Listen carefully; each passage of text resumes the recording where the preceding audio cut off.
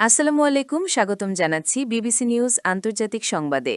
শুরুতেই সংবাদ শিরোনাম, এরপর বিস্তারিত। ইরানে রেড লাইন ঘোষণা। ইরানে বিক্ষোভে নিহতের সংখ্যা বেড়ে ৬২। যে কোনো মূল্যে গ্রিনল্যান্ড চান ট্রাম্প, ন্যাটোকে দিয়েছেন বার্তা। ভারতে মুসলিম শিক্ষার্থী বেশি হওয়ায় মেডিকেল কলেজের স্বীকৃতি বাতিল। দর্শক, এতক্ষণ শুনছিলেন সংবাদ শিরোনাম। এখন বিস্তারিত। আপনি যদি ইসরায়েলের ধ্বংস চান এবং মুসলিমদের পাশে থাকেন, তাহলে ভিডিওতে লাইক করে চ্যানেলটি অবশ্যই সাবস্ক্রাইব করে দিবেন এবং আপনার মূল্যবান মতামত অবশ্যই কমেন্টে লিখে জানিয়ে দিবেন। এখন বিস্তারিত। ইরানে রেড লাইন ঘোষণা। ইরানের সরকারবিরোধী বিক্ষোভকারীদের উদ্দেশ্যে রেড লাইন ঘোষণা করেছে দেশটির ইসলামিক রেভলিউশনারি গার্ড কর্পস বা আইআরজিসি। শনিবার ১০ জানুয়ারি আইআরজিসি হুঁশিয়ারি দিয়ে বলেছে, দেশের নিরাপত্তা রক্ষায় এই লাইন কোনোভাবেই পেরোনো যাবে না।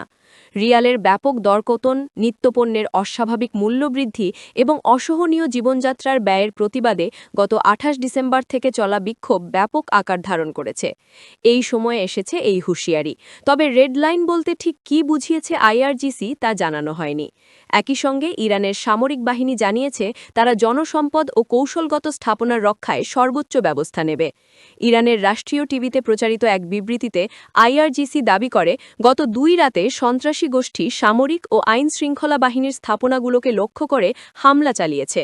এতে কয়েকজন সাধারণ নাগরিক ও নিরাপত্তা সদস্য নিহত হন। আইআরজিসি জানায়, ১৯৭৯ সালের ইসলামী বিপ্লবের অর্জন রক্ষা ও দেশের নিরাপত্তা বজায় রাখা একটি লাল রেখা। বর্তমান পরিস্থিতি চলতে দেওয়া গ্রহণযোগ্য নয়, তাই তারা সর্বোচ্চ চেষ্টা চালিয়ে যাচ্ছেন। তেহরান এবং ইরানের অন্যান্য শহরে ছড়িয়ে পড়েছে সরকার বিরোধী বিক্ষোভ। ইরানের রাজধানী তেহরান সহ বিভিন্ন শহরে বিপুল সংখ্যক মানুষ রাস্তায় নেমে বিক্ষোভ করছে। বলা হচ্ছে, বহু বছর পর ধর্মীয় শাসনের বিরোধীদের এটাই সবচেয়ে বড় আন্দোলন। বৃহস্পতিবার সন্ধ্যায় তেহরান ও ইরানের দ্বিতীয় বড় শহর মাশহাদে শান্তিপূর্ণ বিক্ষোভ হয়। নিরাপত্তা বাহিনী তখন বিক্ষোভকারীদের ছত্রভঙ্গ করেনি। এরপর একটি পর্যবেক্ষণ সংস্থা জানায়, সারা দেশে ইন্টারনেট বন্ধ করে দেওয়া হয়েছে। ভিডিওতে বিক্ষোভকারীদের ইরানের সর্বোচ্চ নেতা আয়াতুল্লাহ আলী খামেনির পতন এবং সাবেক শাহের ছেলে রেজা পাহলভির দেশে ফিরে আসার দাবি করতে শোনা যায়।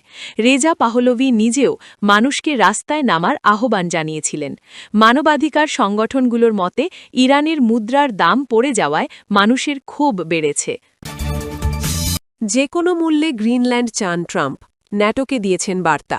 শুরুর দিকে গ্রিনল্যান্ড কিনতে চাচ্ছিলেন ডোনাল্ড ট্রাম্প, এখন দ্বীপ অঞ্চলটি দখলের হুমকি দিয়েছেন। সহজ হোক বা কঠিন, কোনো উপায়ে মার্কিন প্রেসিডেন্ট চান গ্রিনল্যান্ডের মালিকানা আমেরিকার হোক। খবর বিবিসির। শুক্রবার ৯ জানুয়ারি বিবিসির এক প্রশ্নের জবাবে ট্রাম্প জানান, কিছু দেশের মালিকানা থাকতে হয় এবং মালিকানাই রক্ষা করা যায়, লিজ নয়। গ্রিনল্যান্ড আমাদের রক্ষা করতেই হবে। ডোনাল্ড ট্রাম্পের মতে, রাশিয়া ও চীনকে ঠেকাতে যুক্তরাষ্ট্রের গ্রিনল্যান্ডের মালিকানা খুব প্রয়োজন। মার্কিন প্রেসিডেন্ট বলেন, যুক্তরাষ্ট্র বিষয়টি সহজ উপায়ে অথবা কঠিন উপায়ে বাস্তবায়ন করতে পারে।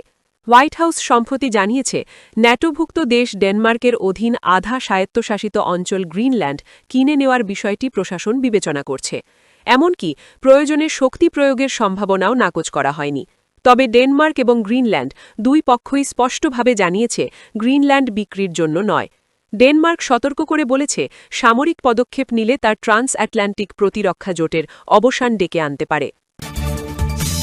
ভারতে মুসলিম শিক্ষার্থী বেশি হওয়ায় মেডিকেল কলেজের স্বীকৃতি বাতিল। হিন্দুত্ববাদীদের বিক্ষোভের মুখে ভারতের একটি মেডিকেল কলেজে এমবিবিএস কোর্স পরিচালনার অনুমতি বাতিল করেছে ভারতের জাতীয় মেডিকেল কমিশন এনএমসি। অভিযোগ উঠেছে, মুসলিম শিক্ষার্থী বেশি হওয়ায় এমন সিদ্ধান্ত নেওয়া হয়েছে। ঘটনাটি ঘটেছে জম্মু ও কাশ্মীরের কাটরায় অবস্থিত Shri Mata Vaishno Devi institute of medical excellence SMVDIME-তে। এ নিয়ে বিতর্কের ঝড় বইছে ভারত জুড়ে। ভারতীয় সংবাদমাধ্যমগুলো জানিয়েছে, SMVDIME-র প্রথম এমবিবিএস ব্যাচে মোট ৫০ জন শিক্ষার্থীর মধ্যে ৪৪ জনই ছিলেন মুসলিম। এটি নিয়ে শ্রী মাতা বৈষ্ণোদেবী সংগ্রাম সমিতি নামে প্রায় ৬০টি আরএসএস ও বিজেপি ঘনিষ্ঠ সংগঠন কলেজটির বিরুদ্ধে আন্দোলন শুরু করে। তারা মুসলিম শিক্ষার্থীদের ভর্তি বাতিলের দাবিতে বেশ কিছুদিন ধরে চাপ সৃষ্টি করে আসছিল। এ পরিস্থিতিতে প্রতিষ্ঠানটির অবকাঠামো, শিক্ষক সংখ্যা এবং ক্লিনিক্যাল সুবিধায় গুরুতর ঘাটতির কথা উল্লেখ করে এমবিবিএস কোর্স পরিচালনার অনুমতি বাতিল করে মোদি সরকার। এনএমসি জানিয়েছে, চলতি মাসে আকস্মিক পরিদর্শনে তারা কলেজটির অবকাঠামো ও সুযোগ সুবিধায় গুরুতর ঘাটতি পেয়েছে। তবে এসএমভিডিআইএমই কর্তৃপক্ষ এই প্রতিবেদনকে তথ্যবিরোধী ও প্রহসন বলে দাবি করেছে।